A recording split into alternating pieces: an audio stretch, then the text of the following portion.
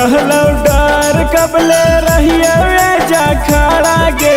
लग रहलो डर कबले रहिए जा खड़ा गे सुना जखने करबो इशारा छौड़ा घुस जइहा घरा रे करबो इशारा छौड़ा घुस जइहा घरा रे आज लगो मिले के कोनो चलता नहीं चारा गे अच्छा। आज लगो मिले के कोनो चलता नहीं चारा गे जखने करबो इशारा छौड़ा घुस जइहा घरा रे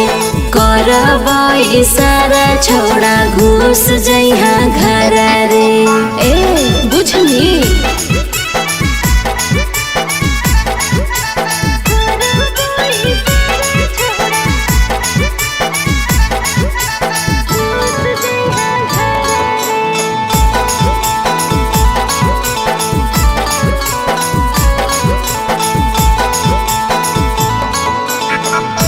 हो रहलो लेट छौड़ी कबल करियो बेट गे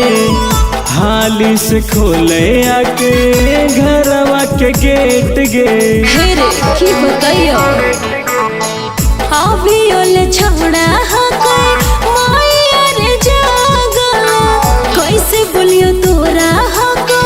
गेटवा रे लागल बुझना करत इंतजार तोर बज गेलो 12 गे अच्छा। करत इंतजार तोर बज गेलो 12 गे जखने करबो इशारा छौड़ा घुस जइहा घरा रे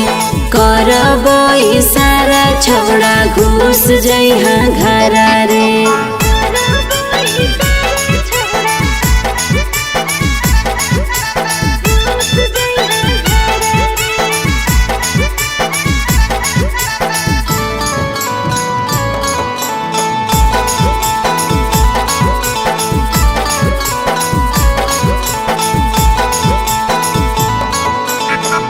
कवनो तू करे छौड़ी